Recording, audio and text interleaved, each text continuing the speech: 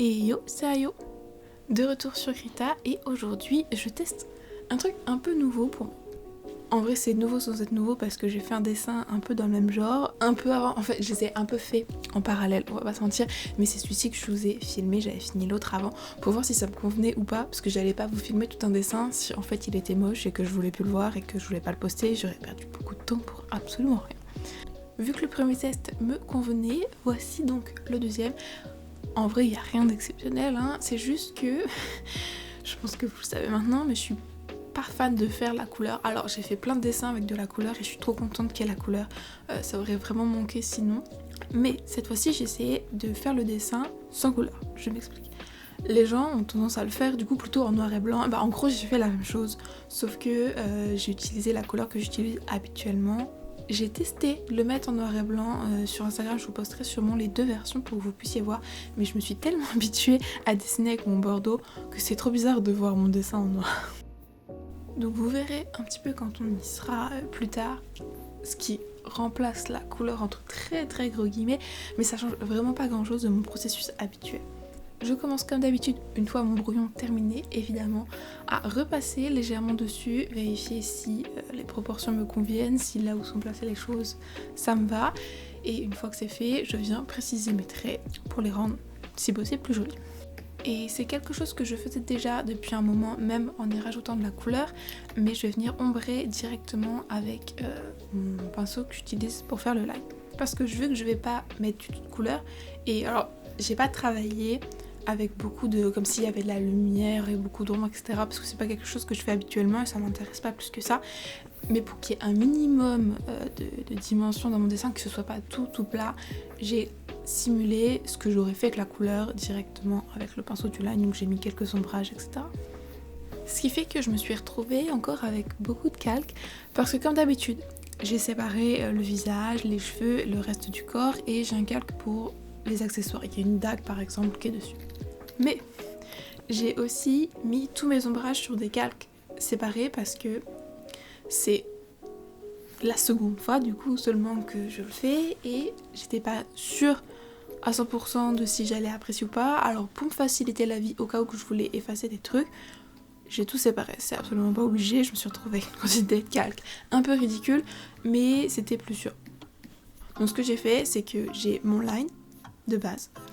J'ai un calque par-dessus avec des petits ombrages assez classiques que j'aurais fait même si j'avais mis la couleur.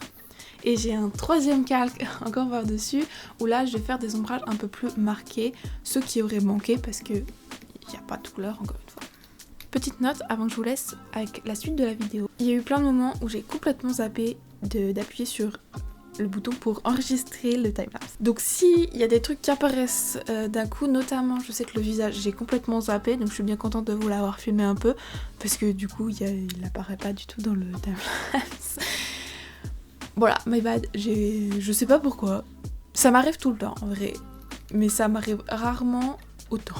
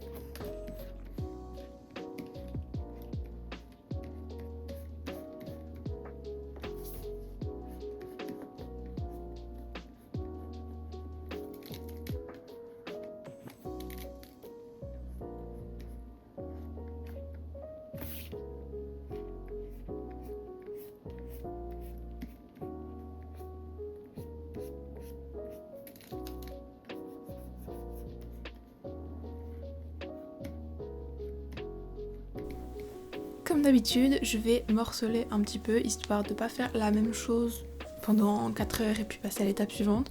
Je fais un petit peu le visage et les cheveux, donc je repasse sur mon brouillon, je viens préciser mes traits et après je fais mes ombrages. Et après je fais la même chose au niveau du corps et j'ai terminé avec les accessoires. Il n'y a pas toujours un calque pour les accessoires, etc. Là en gros, il y a la dague dessus et puis la dentelle sur ce pantalon. Petit truc qui change vaguement, c'est que là pour une fois j'ai pas dessiné le personnage en entier, je me suis arrêtée un petit peu au-dessus de ses genoux. Ce qui est cool, c'est que ça me permet de la dessiner en plus grand et donc de mettre un petit peu plus de détails sans que ce soit non plus trop grand parce que je l'ai déjà dit, mais c'est assez drôle parce que je le faisais beaucoup avant, mais franchement j'aime pas dessiner les portraits. En fait ça m'est passé, ça me paraît un peu trop grand, donc je trouve que c'est un bon compromis parce que ça me permet de la poser un minimum. Je ne sais pas à quel point j'épuiserai rapidement mes idées pour les poses sous ce cadrage là, mais pour le moment ça me plaît bien, donc je pense que j'en ferai d'autres et on verra bien. Le jour où j'en aurai marre je passerai à autre chose.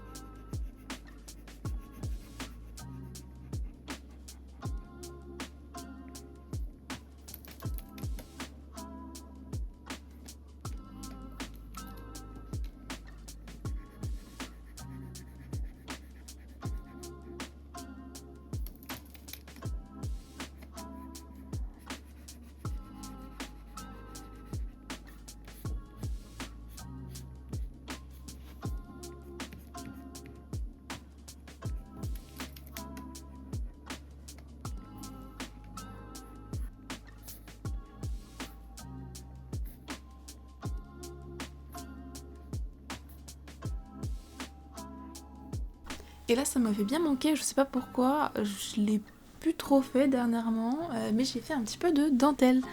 Voilà, donc ceux qui ont déjà vu des vieilles vidéos, vous m'avez sûrement déjà vu en dessiné. Il n'y a pas de secret, hein. J'avoue que je cherche dentelle sur Google, je cherche un truc qui me plaît et je reproduis plus ou moins à l'identique. Il y a des trucs que je vais modifier, des trucs qui sont un peu plus difficiles à dessiner, je vais pas forcément m'embêter parce que ce qui rend bien c'est que c'est dessiné en petit et du coup quand tu dézoomes c'est joli. En vrai quand tu zoomes dessus tu vois que c'est pas terrible mais c'est pas grave. Souvent ce que je vais faire c'est que je vais dessiner un motif, voir si ça me convient et une fois que j'ai fait ce motif je viens le répéter sur la longueur que j'ai besoin de le répéter. Là vous pouvez le voir, j'ai passé très légèrement les formes de base, donc mes triangles qui sont pas vraiment des triangles au final et voilà, et puis les grands cercles autour, c'est pour être sûr que je fasse tous les motifs à peu près à la même taille et que à force de zoomer ou de me décaler je me retrouve pas avec un truc complètement différent du premier. Ça me permet de visualiser un petit peu la place que ça va prendre.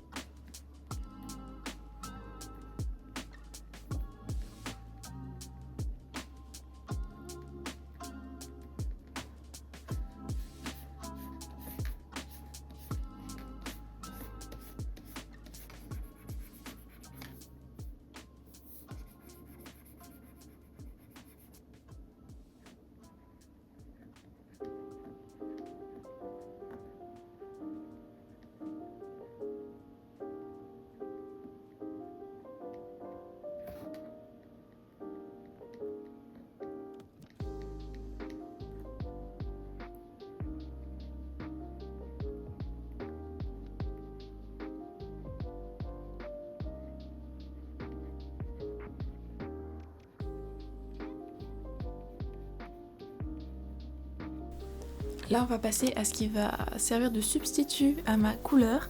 Donc j'utilise toujours la même couleur tout du long du dessin. C'est le bordeaux que j'utilise habituellement pour faire mon line.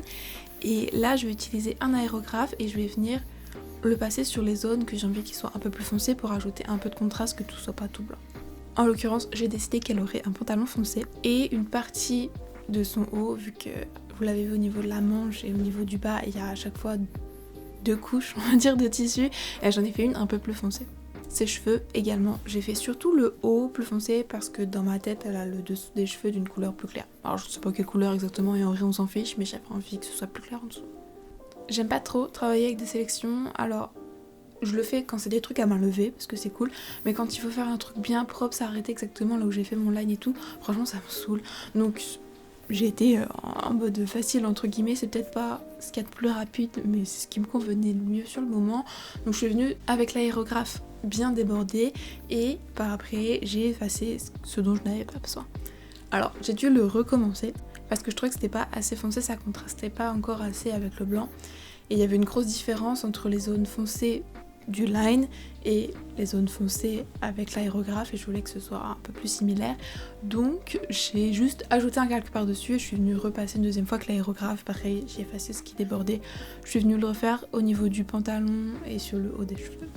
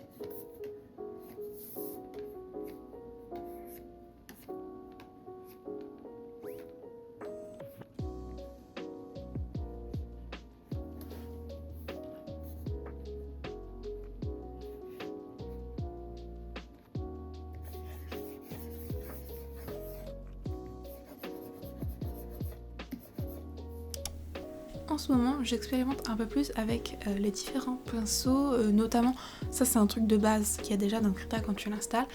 Alors, je cherchais quelque chose pour l'autre dessin, et en essayant les différents trucs, je suis tombée là-dessus et j'ai su que ça marcherait très bien pour ce que je voulais faire ici. Et ce qui est cool, parce que du coup, ça a été vachement plus rapide que si j'avais dû tout dessiner avec un crayon classique, et en vrai j'aime bien le rendu. Le seul truc, c'est que là, j'avais pas changé de couleur, mais je ne sais pas pourquoi, ça dessine toujours plus foncé. C'est pas très grave, en vrai, parce que du coup, j'ai juste terminé mon dessin, j'ai verrouillé mon calque, et après, je suis venue repasser avec toujours la même couleur du line, et là, ce coup-ci, ça a rendu plus clair. Je l'ai fait en 2 parties pour me faciliter la vie. J'ai d'abord fait les grandes bulles sur un calque, et après, avec un calque par-dessus, je suis venue faire des petites bulles un peu partout, histoire d'épaissir un petit peu les traits, de venir ajouter quelques détails. En parlant de pinceau, je me suis enfin décidée, en fait c'est super facile, hein. Je l'avais fait il y a longtemps mais je me souvenais plus, et après je l'ai beaucoup fait sur Procreate mais je le sais plus sur Krita. Je me suis fait des tampons avec, alors j'en ai fait 2, mais j'en ferai sûrement d'autres, il faut que je teste des trucs, mais je me suis fait un tampon avec ma signature, que j'utilise tout le temps, ça m'évite d'avoir à soit la refaire tout le temps, comme ça c'est cool parce qu'elle est toujours de la même taille, ou de devoir recopier un calque d'un autre dessin. Et je me suis aussi fait, je l'avais fait sur Procreate, vous les avez déjà vus, les petits losanges là en mode de petites étoiles. Donc je me suis aussi fait un motif comme ça. Parce que pareil, au lieu de tous les dessiner à la main, ça veut dire que j'ai qu'à changer la taille de mon pinceau et puis je peux les tamponner un petit peu partout sur mon dessin. C'est quand même vachement plus rapide et c'est cool parce que du coup c'est tous les mêmes. Et on termine le dessin en ajoutant des petits détails parce que je trouvais qu'il manquait des trucs. Comme d'habitude, je viens toujours rajouter des motifs à la fin aux endroits où je trouve qu'ils sont un petit peu trop plats. Donc là en l'occurrence sur la chemise, vu qu'en plus elle était restée blanche. Et après c'est un truc que j'ai fait sur le dessin et j'ai bien aimé. Alors il y aura forcément des fois où je vais oublier, je vais pas le refaire, mais je vais essayer d'y penser. Où j'ai noté le petit nom du dessin. Alors je nomme mes fichiers avec un nom qui me dit vaguement ce que c'est et après je mets la date du jour, comme ça je suis sûre de ne pas avoir de doublons. Donc j'ai mis son petit nom au niveau de son dos comme je fais d'habitude, comme quand les personnages ont un nom. J'ai mis la date là au niveau de son pantalon et j'ai mis mon autre signature juste Ayo au niveau de son doigt, je l'avais mis au niveau de l'oreille sur l'autre dessin. Voilà, j'aime bien cacher des petits trucs comme ça. Sinon, je vous laisse avec le résultat. Je vous dis merci beaucoup d'avoir regardé jusqu'au bout. Comme d'habitude, ce sera posté sur Instagram si vous voulez prendre le temps de regarder. Et puis du coup, la version noir et blanc également. N'hésitez pas à me dire ce que vous pensez de cette version noir et blanc qui n'est pas vraiment noir et blanc, mais plutôt bordeaux et blanc dans notre cas. Et moi, je vous dis à la prochaine.